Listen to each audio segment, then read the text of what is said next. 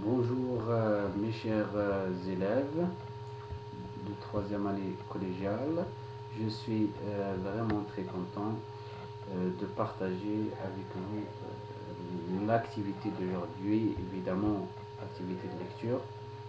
Et la séance programmée pour la séance d'aujourd'hui, et la leçon programmée pour la séance d'aujourd'hui, on a le choix d'un personnage pour écrire un synopsis d'une nouvelle ou bien pour écrire la nouvelle en général.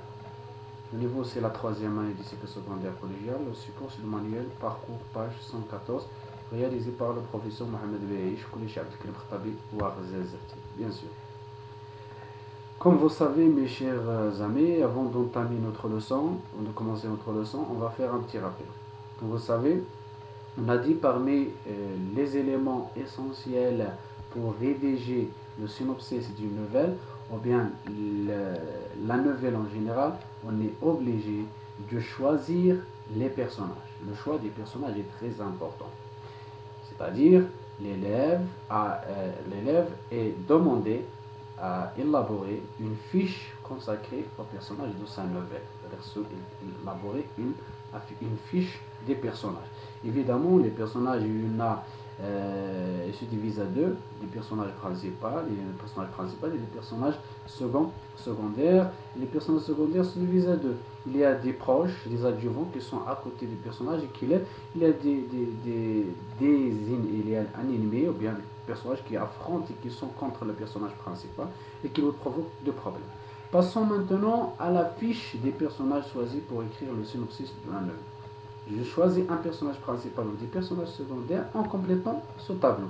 C'est-à-dire à l'aide de ce tableau, on va préciser, on va faire la fiche des personnages, on va signaler les caractéristiques des personnages. Commençons d'abord, quand je choisis un personnage principal, je signale évidemment son nom et son prénom, et ensuite j'indique son âge, son métier, qu'est-ce qu'il fait, est-ce qu'il est un professeur, est-ce qu'il est un soldat, est-ce qu'il est un ingénieur ou quoi. Nous avons vous montrer aussi ses qualités physiques.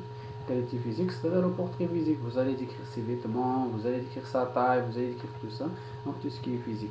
Ses qualités morales, vous allez montrer, décrire le psychique, les sentiments de ce personnage, qu'il est triste, qu'il est ensuite bien enthousiaste, est-ce qu'il est ambitieux.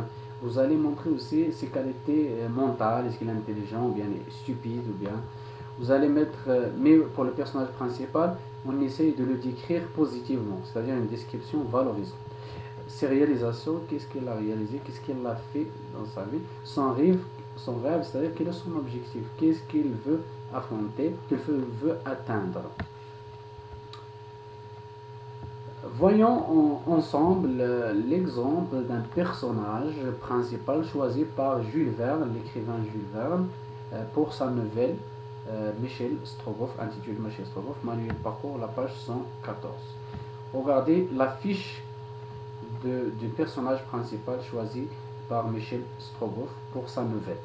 Nom, prénom, c'est Michel Strogoff, l'âge, c'est 30 ans, le métier, c'est un officier du tsar, il était aussi chasseur pendant son enfance. Ses qualités physiques, c'est quelqu'un qui est vraiment fort, grand, regard droit et tout ça, donc c'est plus physique. Ses qualités morales, c'est quelqu'un qui est vraiment très intelligent, quelqu'un qui est résistant, c'est-à-dire il ne laisse pas les mains tomber, il sacrifie, il fait des efforts et tout ça, il est courageux, voilà. Ses réalisations, à l'âge de 14 ans, il a tué son premier oursin, c'est-à-dire il était chasseur comme on a dit au début. Son rêve, c'est de devenir un officier de tsar. Il cherche à être l'officier de tsar et évidemment il atteint son objectif à la fin.